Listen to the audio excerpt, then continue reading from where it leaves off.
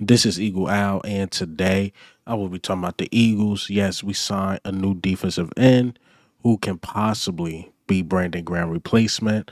Also, Nakobe Dean. Just couldn't go another video without talking about Nakobe Dean. He actually looked like the best linebacker last game. Also, AJ Brown, this unbelievable stat that's floating around. It's good that a guy like AJ Brown is floating under the radar, but let's get straight into it. All right, man. So before we hop straight into it, I gotta play this video by WIP, Brandon Graham, and man, oh man. Let's go ahead and roll the tape. What? Hold on. I'm trying to keep it in. Man, I'm sorry. Take a No, it's moment. cool. Take a It's moment, cool, Brandon. man. Take a moment, man. Hey, and I know I needed it, but boy, I just love what we've been building, and I just don't want to. I know I ain't letting nobody down as far as getting hurt and stuff, because I know I'm gonna bring that energy. Brandon, let me jump But- in for 1 second. You're Yeah. not letting Nah, anybody I down. know. You're not letting the city down, your teammates. I know. I'm just saying, Nobody. like, being. I'm Don't being. I'm even not let even it being. cross your mind. I got you. Because I promise you, I'm just more hurt of just on how we've been coming every week, trying to defy, the odds and being with it, but being with them. You know what I'm saying? And I'm going to be with them. I'm still with them. You know what I'm saying? I know that.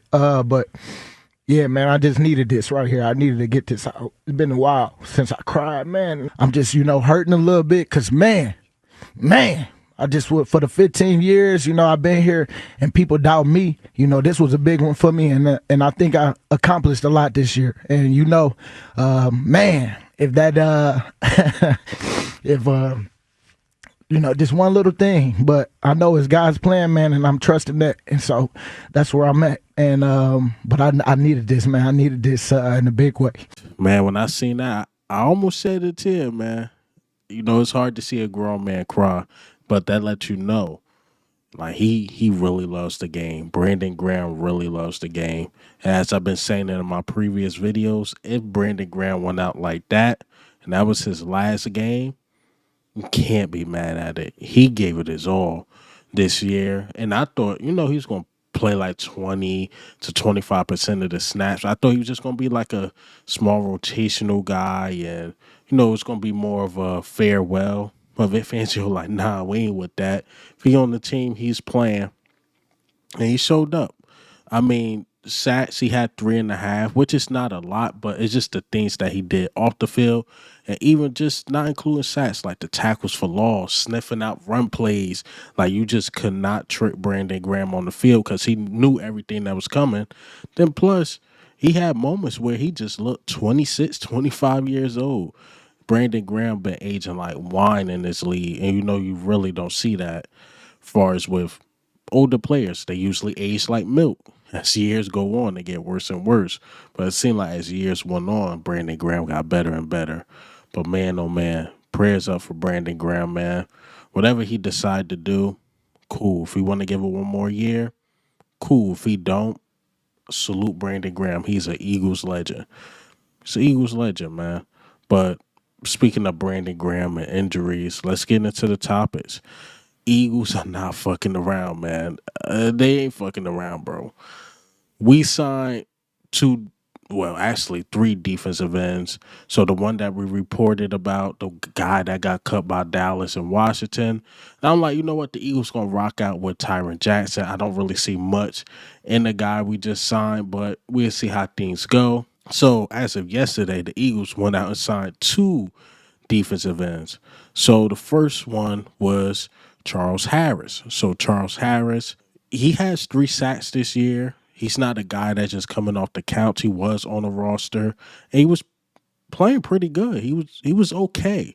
And he's a really good pass rusher, or a good pass rusher, I should say. Not the best in the run game, but let's go over some numbers. The Eagles claimed Charles Harris today. His stats on 191 pass rush snaps this season. So he had 3 sacks, tied for the best on the Panthers, 22 pressures, tied for second on the Panthers, and 11.5 pressure rate best on the Panthers. So like I say in the tweet, it's not bad for a late November pick. You're not going to get a top tier guy in late November.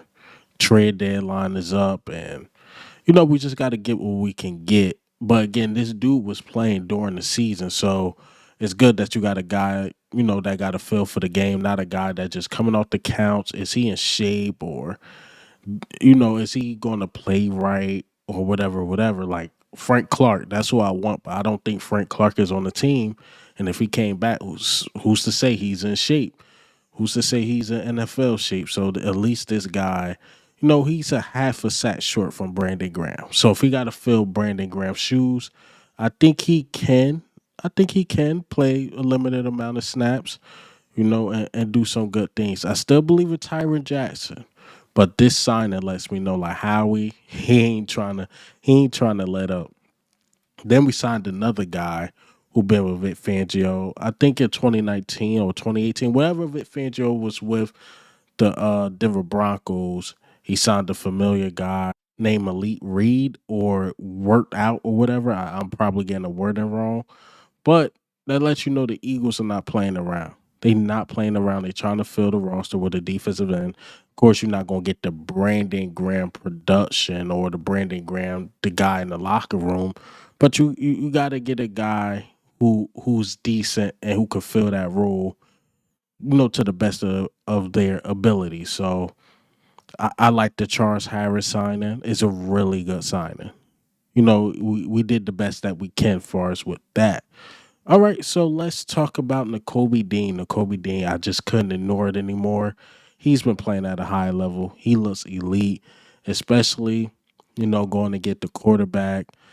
He's starting to get really good in coverage, but let's go over some Nakobe Dean numbers. So Nakobe Dean had 8 tackles, 6 stops, 3 pressures, 2 tackles for a loss, and a sack. Nakobe Dean came to play. He came to play against the Rams. And if he keep this up, man, I mean, a lot of us was wrong on Nakobe Dean. But that lets you know how important a defensive coordinator is, right? So last year, he had some inexperienced guys. Rookie year is his rookie year. Couldn't really get nothing going there. But Vic Fangio is playing him to his strengths. That's the good thing about Vic Fangio and just all the players on the field. Like, he's playing them to their strength. Like, he stopped rotating Jalen Carter. Like, Jalen Carter, you play your best when you just playing straight. We just going to keep you on the field. Jordan Davis, you're great against the run. When we know it's obvious rundowns, we're going to put you out there. Milton Williams, you know how to go get the pass rusher. When they go on the pass and we got you one-on-one, we know you're going to get the quarterback and get pressures. Josh Sweat is having an unbelievable year. A lot of people not talking about it. He's having an unbelievable year. You see how he had Brandon Graham playing. Nolan Smith. A lot of us was down on, including me. And again, he just got these dudes playing at a high level. But back to Nakobe Dean, man, it can't be ignored. It can't be ignored. He's getting the national attention now. I heard Shannon Sharp talking about him. Like, 17 is real. 17 is definitely real. Our linebackers, of course, we don't got the big names like Fred Warner or whatever. And I said what I said. Zach Bond is playing better than Fred Warner. Dudes like Zach Bond playing at a high level. Nakobe Dean playing at a high level. Again, we don't have Roquan Smith or anything like that. But these two are playing like the best duo. And Nakobe Dean, man, week by week, he making the play. He's making the play, man. That sack on Stafford was a spark. That was a spark. That fumble recovery. Shout out to Isaiah Rodgers. I know he been getting a lot of heat. I mean, it's Puka Nakua, but he forced the fumble, which was big in the game because that ended up turning into points to 3 points. Points are points. And you stopped the Rams from scoring. Nakobe Dean recovered. Like I said, Nakobe Dean was just everywhere. They tried to get the running game going. Nakobe Dean was all over that too. So keep playing at a high level. Now, I want to talk about this guy because the offense, it been all Saquon. Got to keep it a buck. But we can't ignore A.J. Brown impact. In my personal opinion, I still think AJ Brown is the best guy on offense or the most important because when he's out there, we just tend to win games. Because no matter what you say, you gotta worry about AJ Brown. Because if you start stacking the box too much and you got AJ Brown 1-on-1, it is guaranteed he's going to beat you. Almost 99% of the time, he's going to beat you. But there's a stat that's going around and him being compared to the top 10 receivers or whatever. And he's in the top 10 of yards. I believe he missed 2 games. And obviously, he's not catching the ball at a high rate because what Saquon is doing. But let's go over these numbers. So, again, this chart is floating around.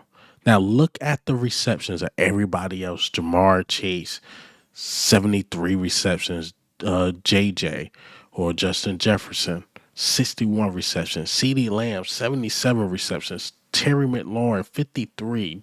Pickens, 52. Jackson Smith-Njigba, 66. Ron St. Brown, 71. Sutton, 37. Brock Bowers, 74. But do you see A.J. Brown? 39 catches for 727 yards. 39. Look who he's tied with in yards. Zay Flowers, who has 52 catches. Imagine if AJ Brown has 73 catches right now. Just imagine. He obviously will be leading the league in yards, but we don't need AJ Brown to do that. And I heard AJ Brown talk on the I think it was the Sunday Night Football crew after the game. And they was telling him like, yo, how do you feel about, Saquon doing whatever. He bigged up Saquon and he's like, yo, when I touch the ball, I'm literally trying to get a touchdown because we know like this is a running team. So when you touch the ball, you gotta make the most out of your opportunities. AJ Brown had 6 catches for 100 plus yards and a touchdown. 6 catches. He don't get 12, 13 catches, 14 catches a game like these other guys. So again, he's making the most of his opportunities and he's playing at a high level. But that's all I got for you guys today. And hey man, what do you think and how do you feel? The new defensive ends we signed, and I love the signings. AJ Brown, Nakobe Dean, and this is Eagle Al, man. I'm out.